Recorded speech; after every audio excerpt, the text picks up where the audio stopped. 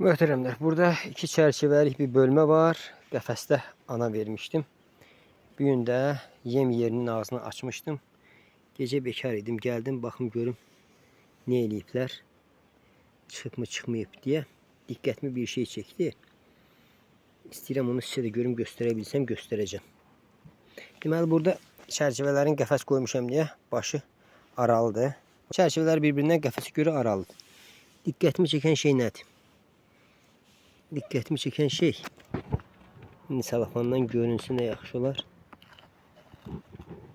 Orada körpü vəziyyətində əlləşə tutub körpü yaradan arılar. Deməli, fikir verirəm bayaqdandır. Hal-hazırda mum hörmürlər. Bunlar niyə əlləşə tutub deyə düşündüm. Görürəm ki, arılar onları körpü kimi istifadə edirlər. Üzərindən o tərəfə bu tərəfə keçirlər. İndi bu məqam mənə nəyə xatırlatdı? Yuvanın quruluşu, çərçivələrin üzərində məsafə olub-olmaması, çərçivələr arasındakı məsafə və s. elə incə məqamlar var ki, biz onlara çox da fikir vermirik, əhəmiyyət vermirik.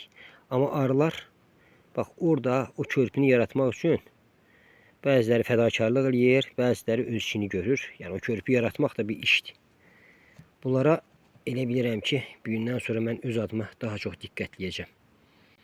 Çünki bu arılar üçün əhəmiyyətliymiş.